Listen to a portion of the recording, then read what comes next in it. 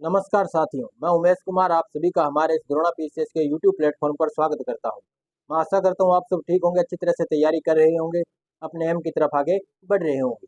आप सभी को आज गोगा नवमी की हार्दिक शुभकामनाएं। हम आज पढ़ेंगे राजस्थान के भूगोल में दक्षिणी पूर्वी पठारी प्रदेश। हम राजस्थान के इस भौगोलिक विभाजन की चर्चा कर रहे थे, जिसमें हमने राजस्थान को 4 भागों में बांटा, जिसमें हमने देखा पश्चिमी मरुस्थलीय प्रदेश, उसके बाद हमने देखा अरावली पर्वतीय प्रदेश, फिर हमने देखा पूर्वी मैदानी प्रदेश को। आज हम देखेंगे दक्षिणी पूर्वी पठारी प्रदेश को, क्या विशेषताएं हैं यहाँ की, किस प्रकार की यहाँ की भौगोलिक एवं सांस्कृतिक संरचनाएं हैं, हम उन सब के बारे में देखने वाले हैं। कितनी जनसंख्या यहाँ पे रहती है, क्षेत्रफल कितना है, सारा इसके अंदर डिटेल से चर्चा करने वाले हैं। हम दक्षिणी पूर्वी पठारी प्रदेश का उप विभाजन भी करेंगे, जिसमें सारी चीजें देखेंगे, माड़ोती का पठार भी देखेंगे। तो इस प्रकार से हम देखने वाले हैं दक्षिणी पूर्वी पठारी प्रदेश। तो शुरू करते हैं आज के सेशन को राजस्थान के इस भूगोल के साथ। राजस्थान का भूगोल। हम राजस्थान की भौगोलिक यात्रा कर रहे थे, जिसमें हमने मरुस्थल की यात्रा कर ली थी, अरावली पर्वत की यात्रा कर ली थी, पूर्वी मैदानी प्रदेश की यात्रा कर ली थी। यदि आपने हमारी वो पिछली वीडियो नहीं देखी है तो हमारे द्रोणा पीसीएस के यूट्यूब प्लेटफॉर्म पर जाकर आप प्लेलिस्ट सर्च कर सकते हैं, राजस्थान जियोग्राफी बाई उमेश लाडना, जिसमें वो सारी वीडियो आपको अपलोडेड मिलेंगी, आप वहां से देख सकते हैं। हम देखते हैं राजस्थान के भूगोल में आज का सेशन जो हमारा चलने वाला है दक्षिणी पूर्वी पठारी प्रदेश। दक्षिणी पूर्वी पठारी प्रदेश। दक्षिणी पूर्वी पठारी प्रदेश को हम देखने वाले हैं। हम देखेंगे कि राजस्थान में इसका हिस्सा कहाँ पे है, पहले तो हम वो देखें ये राजस्थान में है कहाँ पे। तो आपको राजस्थान का मैप पता होना चाहिए। आपको पता होगा कि राजस्थान का मैप किस प्रकार बनता है, तो आपको मैप याद होना चाहिए अच्छी तरह से। जिले आपको सारे याद होने चाहिए, कम से कम 33 जिले तो आपको याद ही होने चाहिए। यदि 33 जिले अच्छी तरह से याद है, उनकी लोकेशन आपको मैप में पता है, तो आप 50 जिले भी याद कर सकोगे, क्योंकि जो जो जिले बने हैं, 19 नए जिले बने हैं, वो पुराने 33 जिलों से ही बने हैं। नया जिला तो कोई है नहीं, ऐसा तो नहीं, पहले उसका अस्तित्व नहीं था कि राजस्थान में वो जगह पहले भूमि थी नहीं, उसको पहले भूमि बनाएगी, तो भूमि तो बनाई नहीं जाती, भूमि बनाई नहीं जाती, उसको इसी में से किसी और राज्य को तोड़ करके, किसी और जिले को तोड़ करके नया जिला बनाया जाता है। तो यदि आपको किसी जिले के लोकेशन पता है और उसको पता होगा कि कौन सा जिला किससे बना है, तो आप उसके बारे में भी जान पाओगे। हमने देखा कि एक 50 सेमी समवर्षा रेखा है, जो राजस्थान को कितने भागों में बांटती है, 2 भागों में। इधर का जो प्रदेश है वो पश्चिमी मरुस्थलीय प्रदेश है, पश्चिमी मरुस्थलीय प्रदेश। राजस्थान के लगभग मध्य से गुजरने वाली अरावली, तो यहाँ पे कौन सा पर्वतीय प्रदेश हो जाएगा, अरावली पर्वतीय प्रदेश। उसके बाद हमने देखा इधर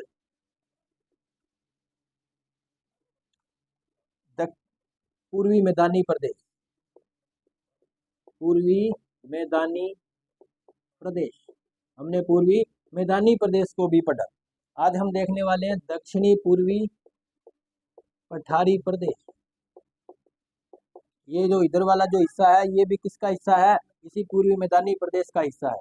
और ये जो प्रदेश है कौन सा है, तो दक्षिणी पूर्वी पठारी प्रदेश है। आज हम इस दक्षिणी पूर्वी पठारी प्रदेश के बारे में पढ़ने वाले हैं। क्या यहाँ की स्थिति है, कब कैसे उत्पत्ति होती है, वो सारा हम देखेंगे। किस प्रकार से उत्पत्ति होती है वो भी हम देखने वाले हैं। तो शुरू करते हैं आज के सेशन को। किसके साथ शुरू करेंगे, तो दक्षिणी पूर्वी पठारी प्रदेश के साथ अपने सेशन को प्रारंभ करने वाले हैं। दक्षिणी पूर्वी पठारी प्रदेश के साथ इस सेशन को शुरू करने वाले हैं। यदि हम इसको भारत के सापेक्ष देखेंगे तो किस भौगोलिक संरचना में आएगा, वो भी इसमें देखने वाले हैं। तो पहले देखते हैं भारत के सापेक्ष, तो भारत का एक मैप बनाते हैं। तो यदि ये हमारा भारत है,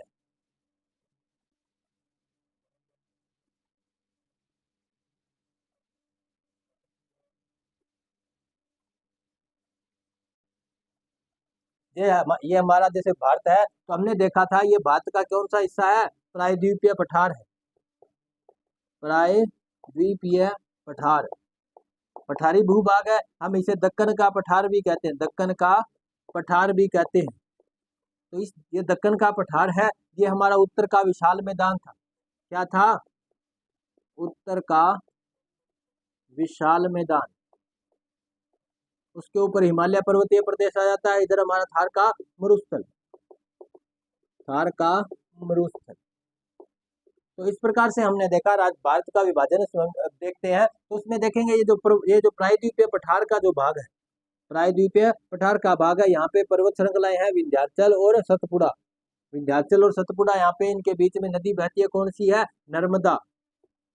नर्मदा नदी घाटी है जो भ्रंश घाटी है। भ्रंश घाटी क्या होती है वो भी देखने वाले हैं, क्योंकि हम इसमें देखेंगे भ्रंश भूमि, ग्रेट बाउंड्री फोल्ड, महान सीमा भ्रंश भी देखने वाले हैं। तो भ्रंश क्या होता है उसके बारे में भी चर्चा करेंगे। तो ये जो प्रायद्वीपीय पठार है इसका ही कुछ विस्तार हमारे राजस्थान में, इसका ही कुछ विस्तार कहाँ पे है? हमारे इस राजस्थान में है। इस दक्कन के पठार का ही विस्तार कहाँ पे? हमारे राजस्थान में है। जो किस नाम से जाना जाता है? तो राजस्थान में हम उसको देखते हैं दक्षिणी पूर्वी पठारी प्रदेश। दक्षिणी पूर्वी पठारी प्रदेश जो झालावाड़, चित्तौड़गढ़, भीलवाड़ा जैसे क्षेत्रों में हमें देखने को मिलता है। कोटा के क्षेत्र में भी हमें देखने को मिलता है। जो पठारी भूभाग हम देखेंगे कोटा, चित्तौड़गढ़, झालावाड़, भीलवाड़ा और इस इन क्षेत्रों में जो हम देखने वाले हैं पठारी भाग, वो किसका हिस्सा है? तो दक्कन के पठार का हिस्सा है। तो पूर्वी पठारी प्रदेश जो दक्षिणी पूर्वी पठारी प्रदेश है ये भारत के सापेक्ष किसका हिस्सा माना जाता है? तो ये प्रायद्वीपीय पठार का हिस्सा माना जाता है। और जो प्रायद्वीपीय पठार है वो गोंडवाना लैंड से बना, गोंडवाना लैंड से बना हुआ हिस्सा है। तो गोंडवाना लैंड क्या है? हमने देखा था अंगारा लैंड और गोंडवाना लैंड से। तो अंगारा लैंड और गोंडवाना लैंड के बारे में सुना। बीच में 33 सागर भी था, 33 सागर था। 33 सागर का हिस्सा कौन है? तो मैदानी प्रदेश, ये पूर्वी मैदानी प्रदेश किसका हिस्सा है? 33 सागर का। ये हमारा जो पश्चिमी मरुस्थलीय प्रदेश भी किसका हिस्सा है? 33 सागर का। अरावली है वो भी 33 सागर का अवशेष माना जाता है, लेकिन गोंडवाना लैंड से बनी है। तो इस प्रकार से हम देखते हैं ये जो दक्षिणी पूर्वी पठारी प्रदेश है किससे बना है? तो गोंडवाना लैंड का हिस्सा है। दक्कन के पठार का विस्तार जो राजस्थान में है, तो राजस्थान में दक्कन के पठार का विस्तार है या नहीं? तो उत्तर क्या होगा? है या नहीं है? तो है इसका, यानी राजस्थान में भी दक्कन के पठार का विस्तार है। तो किस रूप में है? तो दक्षिणी पूर्वी पठारी प्रदेश के रूप में है। झालावाड़, चित्तौड़गढ़, भीलवाड़ा और कोटा जैसे क्षेत्रों में हमें ये दक्कन का पठार देखने को मिलेगा। दक्कन के पठार की विशेषता क्या है? तो दक्कन का पठार है, एक तो यहाँ पे खनिज बहुत, लोह खनिज ज्यादा पाए जाते हैं, लोह खनिज ज्यादा पाए जाते हैं, लोह खनिज ज्यादा पाए जाते हैं। दूसरी ओर इसकी क्या विशेषता है? यहाँ पर काली मिट्टी पाई जाती है, काली मृदा पाई जाती है। ये दक्कन का पठार है जो बना किससे है? तो ये ज्वालामुखी से बना है, ज्वालामुखी से बना है। तो ज्वालामुखी निर्मित संरचना कौन है? दक्कन का पठार ज्वालामुखी से निर्मित है। तो ज्वालामुखी से जो मृदा जो बनती है, ज्वालामुखी से जो मृदा बनती है, ज्वालामुखी से क्या बनेगा? पहले लावा निकलेगा और इस लावा से जो मृदा बनती है वो मृदा कैसी होती है? काली मृदा होती है। कैसी मृदा होती है? काली। इसीलिए हम कहते हैं कि जो दक्कन का पठार है वो किससे बना हुआ है? तो ज्वालामुखी से। अब देखो ज्वालामुखी से बना है मतलब क्या? भूगर्भ से कुछ इसमें साथ आए होंगे, मतलब क्या आया होगा? खनिज आए होंगे, लोह खनिज इसके अंदर साथ में आए होंगे, लोह खनिज भी इसके साथ आए होंगे, क्योंकि ये जो लोह खनिज है ये लावा से निकलते हैं और इसी दक्कन के पठार में भी ये बहुत ज्यादा पाए जाते हैं। इसलिए हम कह सकते हैं कि ये जो दक्कन का पठार किससे बना हुआ है? ज्वालामुखी से। और इसी दक्कन के पठार का इस प्रसार राजस्थान में जो किस नाम से जाना जाता है? दक्षिणी पूर्वी पठारी प्रदेश के नाम से। हम इसे हाड़ौती प्रदेश भी कह सकते हैं और हाड़ौती का पठार भी कह सकते हैं, हाड़ौती का पठार।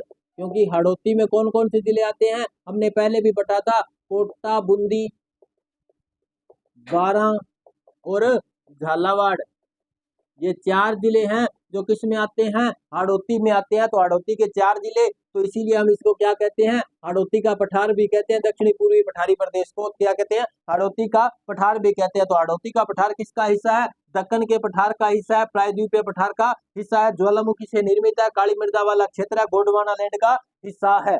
आ गई बात समझ में क्या नहीं? यदि समझ में आ गई हो तो थम्स अप कर देना।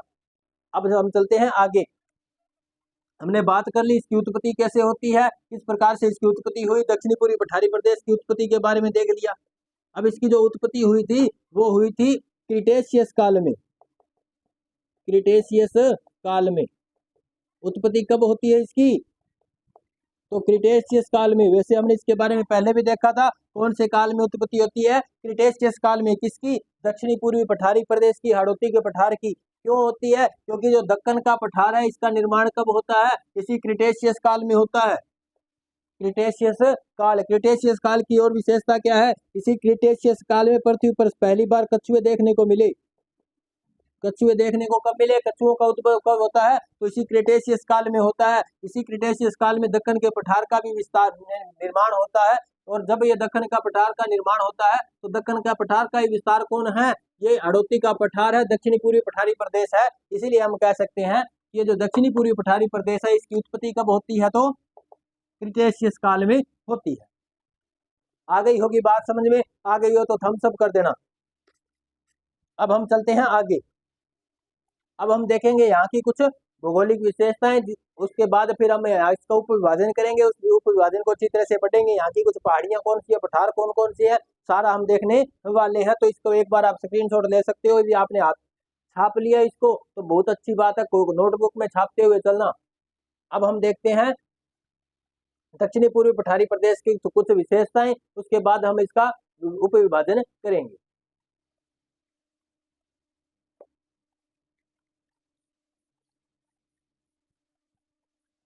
अब इसकी कुछ विशेषताएं देख लेते हैं। विशेषताओं के बाद हम इसका करेंगे उप विभाजन, कितने भागों में इसको बांटा जा सकता है और उनको किस प्रकार से किस आधार पर बांटेंगे, और बाद में हम उनके बारे में डिटेल से चर्चा करने वाले हैं। तो देखो इसका सामान्य वर्गीकरण, सामान्य विशेषताएं, सामान्य विशेषताएं जो एग्जाम की दृष्टि से बहुत ही ज्यादा महत्वपूर्ण है, जहां से एग्जाम में डायरेक्ट क्वेश्चन पूछे जाते हैं। तो कौन कौन से पूछे जाते हैं? तो पहली तो बात आती है इसकी उत्पत्ति की, कि उसकी उत्पत्ति किस कब हुई? तो कब हुई? क्रिटेशियस काल में। क्रिटेशियस काल में उत्पत्ति हुई किससे?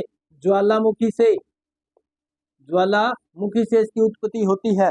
उसके बाद हम देखेंगे ये किसका भाग है, ये किसका भाग है? तो भारत के सापेक्ष, भारत के सापेक्ष किसका हिस्सा है ये? तो ये हिस्सा है दक्कन के पठार का, दक्कन के पठार का हिस्सा है। हम देखें इसको विश्व के सापेक्ष, विश्व के सापेक्ष देखेंगे तो ये किसका हिस्सा हो जाएगा?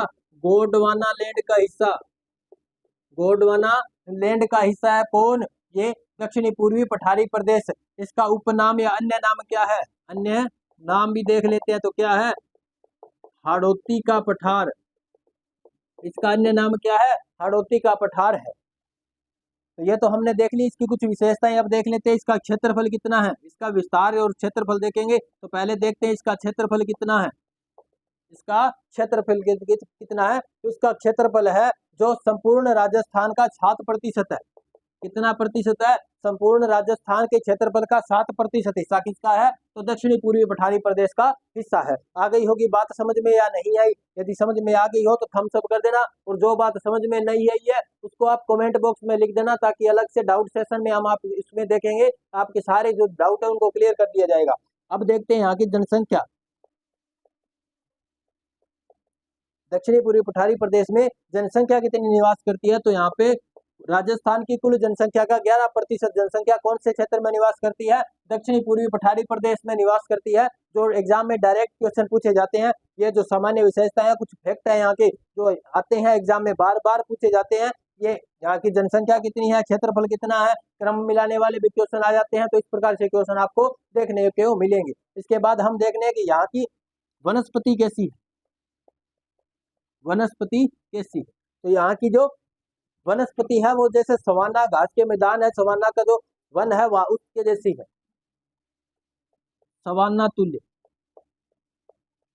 सवाना तुल्य यहाँ की क्या है? वनस्पति है। उसके बाद में देखें यदि वर्षा, तो वर्षा होती है 80 सेमी से अधिक, 80 सेमी से ज्यादा वार्षिक वर्षा, वार्षिक वर्षा। और वार्षिक औसत वर्षा कितनी होती है यहाँ पे? 80 सेमी से ज्यादा होती है। हमने पहले भी बात की है इसके बारे में। तो ये तो है यहाँ की कुछ सामान्य विशेषताएं। उसके बाद में देखें यहाँ की मृदा कैसी है।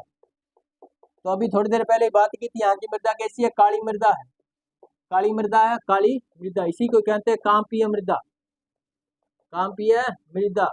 इसे कहते हैं रेगूर मृदा, रेगूर मृदा।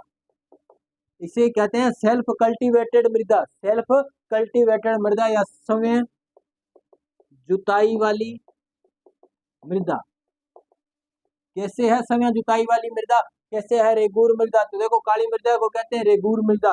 समय जुताई वाली मृदा इसे क्यों कहते हैं, क्योंकि काली मिट्टी का सिस्टम होता है, काली मिट्टी की जो प्रकृति होती है वो कैसी होती है कि जैसे इसमें सिंचाई की जाए, जैसे ये कोई काली मिट्टी वाला क्षेत्र है, इसमें जैसे ही सिंचाई की जाएगी तो ये जो मिट्टी है बिल्कुल पास पास, इसके कण बिल्कुल पास पास चिप जाएंगे, ऐसे लगेगी जैसे कुछ चादर बिछा रखी हो। उसके बाद जैसे ही ये सूखने लगेगी तो इसके अंदर दरारें पड़ जाएंगी। आपने कोई ऐसी फोटो देखी होगी जिसमें काल को दर्शाया होगा,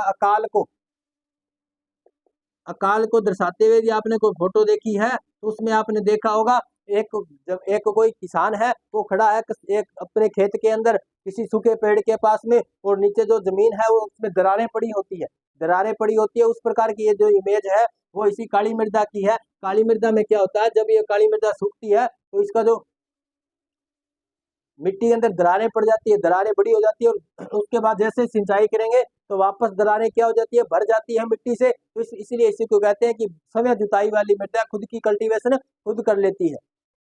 ये जो काली मृदा है, यहाँ पे बात करें, यहाँ पे खेती किस किस की जाती है, कृषि कौन कौन सी की जाती है, फसलें यहाँ पे कौन कौन सी मुख्यतः फसलें हैं, तो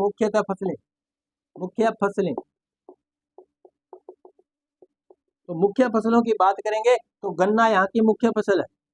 गन्ना यहाँ की मुख्य फसल है। धान की भी यहाँ पे खेती की जाती है, तंबाकू की यहाँ पे खेती की जाती है, उसके बाद सोयाबीन की भी यहाँ पे खेती की जाती है। तो गन्ना, धान, तंबाकू, सोयाबीन और अफीम, इन सब की यहाँ पे क्या की जाती है, खेती की जाती है। गन्ना, धान, तंबाकू, ओपियम और सोयाबीन, इनकी सबकी यहाँ पे खेती की जाती है, मुख्य फसलें आपकी है। तो गन्ना, धान, तंबाकू, अफीम और इसके बाद एक काली मृदा की जो प्रमुख फसल है, ऐसी फसल जो काली मृदा में सर्वाधिक बोई जाती है, कौन सी, कपास। तो कपास भी यहाँ की क्या है, मुख्य फसल है। तो ये यहाँ की कुछ मुख्य फसलें हैं, इसके बारे में कुछ ये डिटेल है जो दक्षिणी पूर्वी पठारी प्रदेश के फैक्चुअल क्वेश्चन है। इसके बारे में आप इसको लिख सकते हो, यदि आपने नहीं लिखना है तो इसको स्क्रीनशॉट ले लो। मेरी तो राय यही है कि आप इनको साथ साथ हाथ से लिखो, अपने नोटबुक में हाथ से लिखते हुए अपने खुद के समय सेल्फ नोट्स बनाओ, ताकि कल को आप एग्जाम देने जाओ तो आपको पता होगा कि आपने कौन सी चीज कहाँ लिखी है, याद आ जाएगी, वो याद आ जाएगी आपको अचानक। तो इसको लिख लो या स्क्रीनशॉट ले लो, इसको बाद में लिख लेना। आशा करता हूँ आपने स्क्रीनशॉट ले लिया होगा या लिख लिया होगा। यदि लिख लिया हो तो थम्स अप कर देना, हम आगे बढ़ते हैं।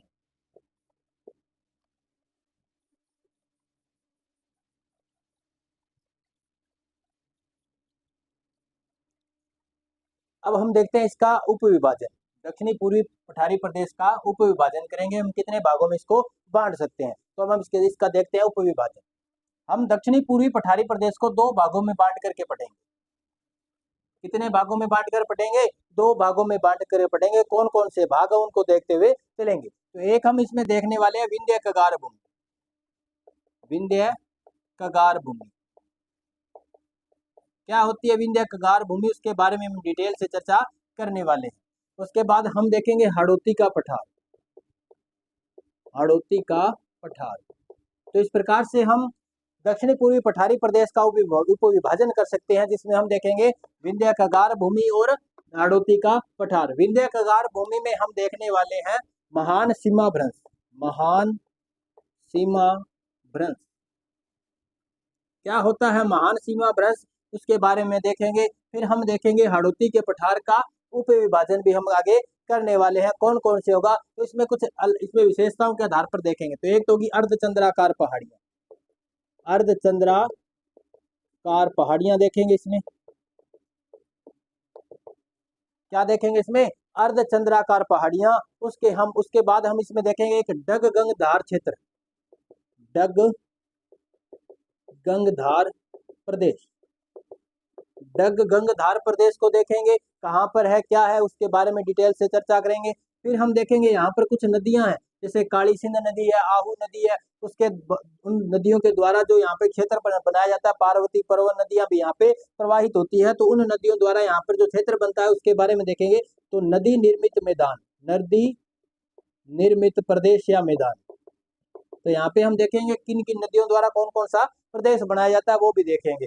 उसके बाद फिर हम देखेंगे 12 में एक जगह शाहबाद उच्च भूमि। शाहबाद उच्च भूमि। तो शाहबाद की इस उच्च भूमि के बारे में भी देखेंगे क्या विशेषता है यहाँ की। तो इस प्रकार से हम हाड़ौती के पठार का विभाजन करेंगे, जिसमें अर्धचंद्राकार पहाड़ियां, डग गंगधार क्षेत्र, नदी निर्मित प्रदेश और शाहबाद उच्च भूमि को हम देखने वाले हैं। विंध्य कगार भूमि में हम क्या देखेंगे, महान सीमा भ्रंश देखेंगे, क्या होता है महान सीमा भ्रंश, कौन कौन सी इसमें पहाड़ियां, तो इसमें दो पहाड़ियां हम देखने वाले हैं, कौन कौन सी, एक तो बूंदी की पहाड़ियां, बूंदी की पहाड़ियां, बूंदी की पहाड़ियां, और एक देखेंगे मुकुंदरा की पहाड़ियां, मुकुंदरा की पहाड़ियां। तो ये इन सब टर्म्स के बारे में हम यहाँ पे चर्चा करने वाले हैं। ये क्या है, कौन कौन सी, देखो विंध्य कगार भूमि क्या होती है वो देखेंगे, महान सीमा भ्रंश क्या है वो उसके बारे में देखेंगे, बूंदी की पहाड़ियां कौन कौन सी है वो देखेंगे, मुकुंदरा की पहाड़ियों के बारे में देखेंगे, हाड़ौती के पठार को हम जब पढ़ेंगे उसमें अर्धचंद्राकार पहाड़ियों को देखेंगे, डंग घगधार क्षेत्र क्या है उसके बारे में देखेंगे, ये नदी निर्मित मैदान कौन कौन से, कौन कौन सी नदियों द्वारा मैदान बनाया जाता है, उसके बाद शाहबाद उच्च भूमि के बारे में देखेंगे, यहाँ की क्या विशेषताएं हैं। तो ये सब हम यहाँ पे देखने वाले हैं, ये सब यहाँ पे देखने वाले हैं। तो हम शुरू करते हैं विंध्य कगार भूमि से। तो पहला ही हम यहाँ से शुरू करेंगे, तो विंध्य कगार भूमि से हम शुरू करने वाले हैं। आप इसका एक बार स्क्रीनशॉट ले लो, क्या इसको आपने छाप लिया है कॉपी में, तो बहुत ही अच्छा, तो कॉपी में छाप लो, अच्छे रहोगे, कॉपी में छाप लो, एग्जाम के टाइम देखने में सही रहेगा, क्योंकि मोबाइल में बार बार आप देख नहीं पाओगे, मोबाइल से बार बार नहीं पढ़ा जा सकता। एक बार आपने क्लास लगा ली, नोट्स बना लिए, तो बार बार उन नोट्स को रिवाइज करो, नोट्स को रिवाइज करोगे, जितनी बार नोट्स को रिवाइज करोगे उतनी बार ही अच्छा रहेगा, क्योंकि कहते हैं ना कि नजर नजर में उतरना कमाल होता है, नजर नजर में उतरना कमाल होता है, नफज नफज में बिखरना कमाल होता है, मंजिल पर पहुंचना कमाल नहीं होता। अरे मंजिल पर पहुंचना कमाल नहीं होता, मंजिल पर बने रहना कमाल होता है। आपने एक बार पढ़ लिया वो बात नहीं मैटर करती कि आपने वो एक बार पढ़ लिया आपको याद हो गया, बात तब मजे तब होंगे जब हमें वो चीज बार बार याद रहेगी, वो हमेशा हमेशा के लिए हमारे दिमाग में स्थायी होगी। तो उसके लिए आपको लिखना पड़ेगा, बार बार लिखना पड़ेगा, तो लिख के पढ़ोगे तो जल्दी याद हो जाएगा, बार बार पढ़ोगे हमेशा के लिए याद हो जाएगा, तो वो चीजें स्थायी होनी ही चाहिए। अब हम देखते हैं विंध्य कगार भूमि को, क्या है इसके अंदर, क्या किसे कहते हैं विंध्य कगार भूमि। तो शब्द के बारे में पूछ लिया जाता है, आरएस के एग्जाम में आपसे कम से कम 25 शब्दों के बारे में लिखने के लिए पूछा जा सकता है कि आप विंध्य कगार भूमि के बारे में लिखिए, यह विंध्य कगार भूमि क्या है इसका उल्लेख कीजिए। 50 शब्दों तक का इसमें क्वेश्चन पूछा जा सकता है आरएस मेन में। तो हम देखेंगे विंध्य कगार भूमि के बारे में, क्या है विंध्य कगार भूमि। विंध्य कगार भूमि, देखो कगार भूमि का मतलब है बलुआ पत्थरों का क्षेत्र। कैसा प्रदेश, बलुआ प्रदेश, यानी कि इसका निर्माण कैसे होता है, तो बलुआ पत्थरों से, बलुआ पत्थरों से। हम देखेंगे भरतपुर के अंदर, भरतपुर में लाल बलुआ पत्थर पाए जाते हैं, लाल बलुआ पत्थर पाए जाते हैं, तो उसी का विस्तार है, किसी का है, विंध्य कगार भूमि का। विंध्य कगार भूमि का मतलब क्या है, विंध्याचल पर्वत का वो क्षेत्र, विंध्याचल पर्वत का भूमिगत क्षेत्र जो राजस्थान में पाया जाता है। किसका क्षेत्र है ये, विंध्याचल पर्वत का भूमिगत विस्तार, भूमिगत विस्तार। विंध्य कगार भूमि है जो विंध्याचल पर्वत का भूमिगत विस्तार है, जो राजस्थान में पाया जाता है, चंबल नदी के आसपास के क्षेत्र में पाया जाता है। कौन सा है, विंध्याचल पर्वत का ये भूमिगत विस्तार है जो राजस्थान में पाया जाता है, इसे क्या कहते हैं, विंध्य कगार भूमि कहते हैं। जहाँ पर कौन से किस पत्थरों का जहाँ बहुलता पाई जाती है, तो बलुआ पत्थरों की। तो बलुआ पत्थरों से किसका निर्माण होता है, विंध्य कगार भूमि का। तो जो विंध्य कगार भूमि है वो बलुआ पत्थरों से है, बलुआ पत्थरों से निर्मित है। बलुआ, ये विंध्य कगार भूमि विंध्याचल पर्वत का भूमिगत विस्तार है, भूमिगत विस्तार है विंध्याचल पर्वत का। तो इस बात को आप देख लो, ये विंध्याचल पर्वत का ही विस्तार है। यदि क्वेश्चन पूछा जाए कि क्या राजस्थान में विंध्याचल पर्वत का विस्तार पाया जाता है कि नहीं, तो पाया जाता है। किस रूप में पाया जाता है, तो विंध्य कगार भूमि के रूप में पाया जाता है। तो ये तो हुई बात। अभी इसमें कौन कौन से पत्थर, देखो करौली में भी पाए जाते हैं। इसमें कौन कौन से बलुआ पत्थर है, तो हमने एक तो लाल बलुआ पत्थर के बारे में देख लिया। देखो यहाँ पे जो बलुआ पत्थर है, जो बलुआ पत्थर कौन कौन से है, तो लाल बलुआ पत्थर है, लाल बलुआ पत्थर है। और कौन से है, स्लेटी रंग के स्लेटी बलुआ पत्थर भी है। और कौन से, गुलाबी बलुआ पत्थर भी यहाँ पे पाई जाते हैं। गुलाबी बलुआ पत्थर भी यहाँ पे पाए जाते हैं। तो देखो विंध्य कगार भूमि का निर्माण हुआ बलुआ पत्थरों से। विंध्याचल पर्वत का ये भूमिगत विस्तार है। लाल स्लेटी और गुलाबी यहाँ पे बलुआ पत्थर पाए जाते हैं। अब बात करें कि कौन कौन से जिलों में विस्तार है। इसका विस्तार पूछें तो विस्तार के जिले कौन कौन से हो जाएंगे। तो देखो जिला चित्तौड़गढ़, चित्तौड़गढ़, अरे गढ़ तो चित्तौड़, बाकी सब गढ़ैया। चित्तौड़गढ़ में भी इसका विस्तार है। भीलवाड़ा में इसका विस्तार है। भीलवाड़ा में भी इसका क्या है, विस्तार है। सवाई माधोपुर में भी इसका विस्तार है। बूंदी में भी इसका विस्तार है। बूंदी, सवाई माधोपुर,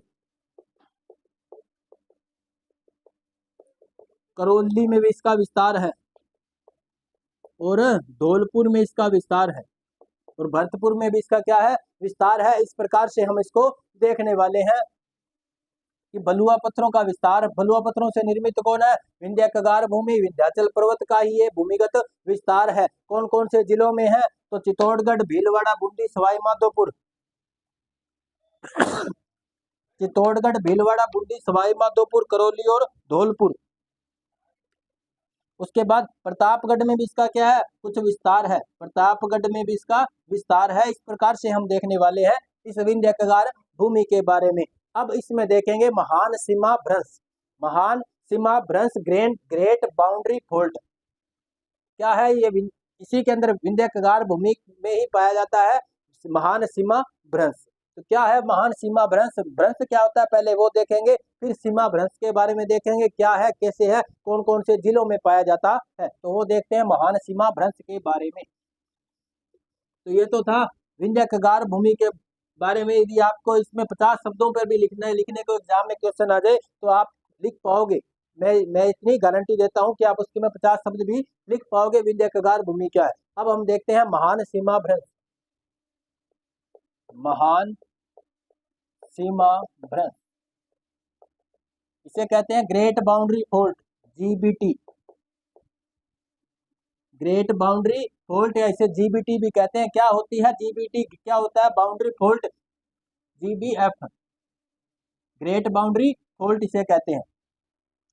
तो महान सीमा भ्रंश जीबीएफ क्या है, ये फॉल्ट क्या होता है, भ्रंश क्या होता है, तो भ्रंश के बारे में देख लेते हैं। हमने पहले भी चर्चा की थी। प्लेट टेक्टोनिक थ्योरी में हम दो चीजें पढ़ते हैं, एक तो पर्वत निर्माणकारी घटनाएं, एक तो निर्माणकारी घटनाएं, दूसरी कैसी विनाशकारी घटनाएं। दो गतियां आती है इसमें, जब प्लेटें आपस में टकराती हैं या दूर जाती है, दो गतियां होती है। एक तो अभिसारी गति, अभिसारी गति, जिसमें क्या होता है, अभिसरण होता है। किसका अभिसरण होता है, तो दो प्लेटों का, दो प्लेटों का। कौन कौन सी प्लेटें हो सकती है, तो दो महाद्वीपीय प्लेटें हो सकती है, महाद्वीपीय और महाद्वीपीय, महाद्वीपीय और महाद्वीपीय प्लेटें। और कौन सी हो सकती है, महाद्वीपीय और महासागरीय प्लेट, महासागरीय प्लेट भी हो सकती है। और कौन कौन सी हो सकती है, महासागरीय प्लेट और महासागरीय प्लेट। तो इन प्लेटों के मध्य क्या होता है, अभिसरण होता है। इन्हीं के मध्य क्या होता है, अपसरण होता है। तो दूसरी गति कौन सी होती है, अपसारी गति, अपसारी गति, जिसमें क्या होता है, अपसरण होता है। तो अपसरण भी किन किन किन के मध्य होता है, इन्हीं दो प्लेटों के मध्य होता है। कौन कौन सी दो प्लेटें होंगी, तो या तो दोनों महाद्वीपीय प्लेटें हो सकती है, एक महाद्वीपीय होगी और एक महासागरीय प्लेट होगी।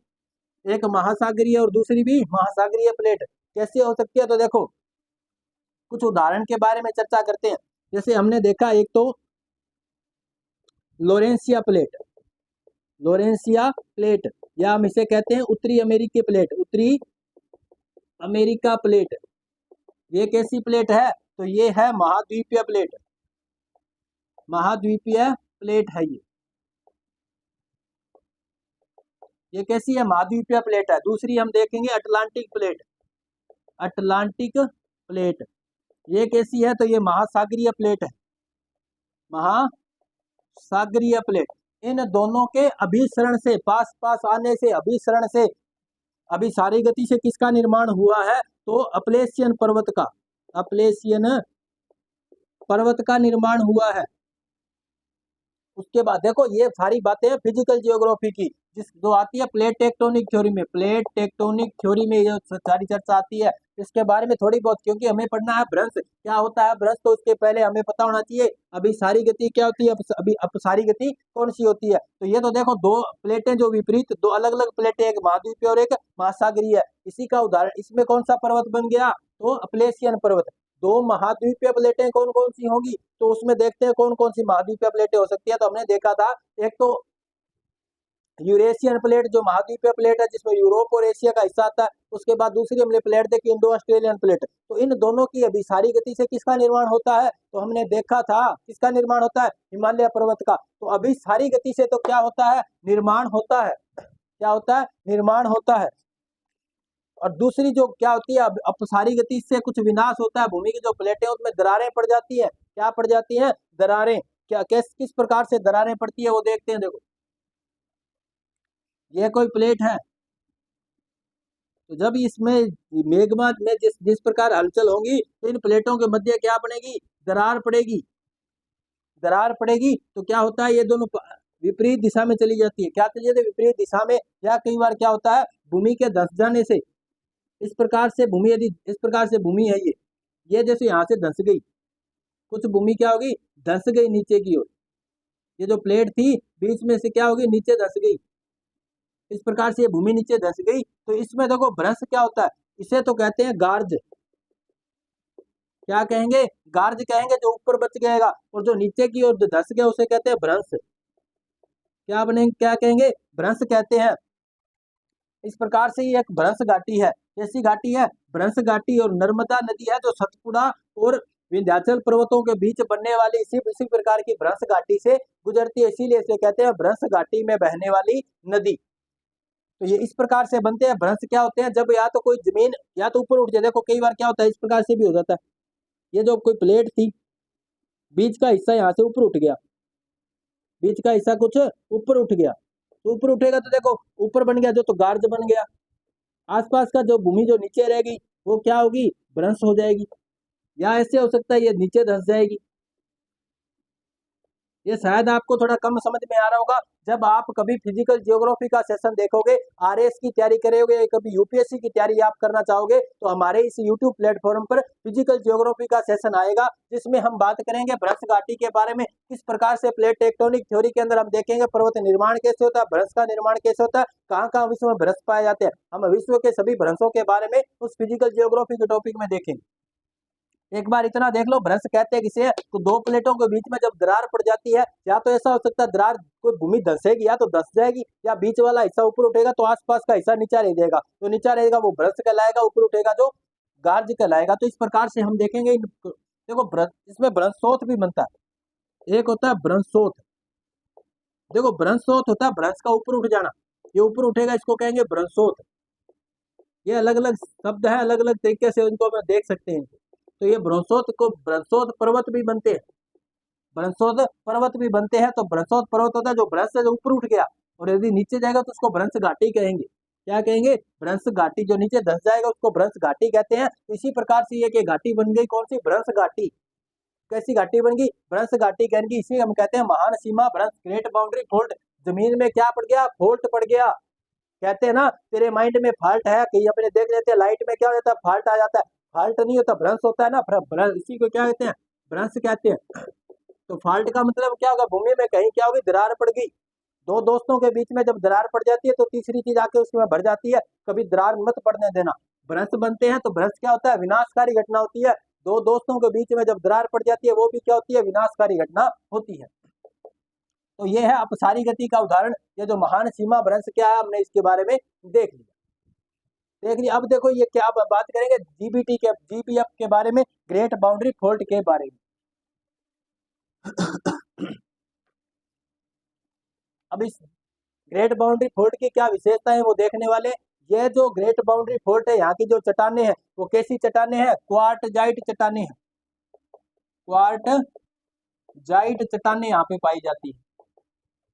ग्रेट बाउंड्री फॉल्ट में कैसी चट्टाने पाई जाती है, तो क्वार्टजाइट चट्टाने। अब देखो ये फॉल्ट है, मतलब क्या हो गया, बीच में भ्रंश है, तो ये क्या करेगी, दो चट्टाने हैं, एक तो क्वार्टजाइट चट्टान, एक ग्रेनाइट चट्टान। ग्रेनाइट चट्टान। तो इन दोनों चट्टानों के मध्य में ये है क्वार्टजाइट चट्टान और ग्रेनाइट चट्टानों को आपस में क्या करती है, अलग करती है।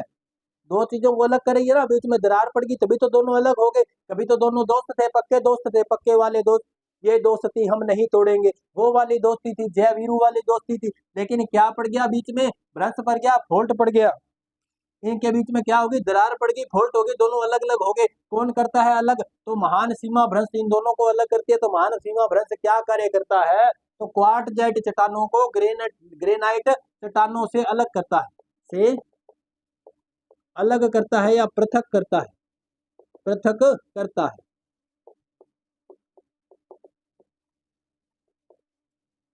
महान सीमा भ्रंश क्वार्टजाइट चट्टानों को ग्रेनाइट चट्टानों से पृथक करता है। तो ये तो होगी इसकी मेन मुख्य खासियत। कहाँ कहाँ पाई जाती है, चित्तौड़गढ़ में, कोटा में, भीलवाड़ा, बूंदी, सवाई माधोपुर, करौली में ये स्पष्ट दिखाई देती है। कहाँ कहाँ पे दिखाई देती है, तो चित्तौड़गढ़, गढ़ तो चित्तौड़गढ़, बाकी सब गड्ढैया। किसके बारे में कहा गया है, ये कौन सी पहाड़ी पर बना चित्तौड़गढ़ दुर्ग, इसका आप आंसर है जो कमेंट बॉक्स में दोगे। तो चित्तौड़गढ़, भीलवाड़ा, बूंदी, बूंदी के बाद सवाई माधोपुर, सवाई माधोपुर, सवाई माधोपुर के बाद करौली, धौलपुर, धौलपुर से नया जिला कौन सा बना है, इसका जवाब भी आप कमेंट बॉक्स में दोगे। तो ये तो बातें हैं, देखो ये कहाँ कहाँ पाई जाती है, तो कहाँ कहाँ पाई जाती है, चित्तौड़गढ़ में, भीलवाड़ा, बूंदी, सवाई माधोपुर, करौली और धौलपुर में स्पष्ट दिखाई देती है, स्पष्ट दिखाई देती है। कौन, महान सीमा भ्रंश यहाँ पे स्पष्ट दिखाई देती है।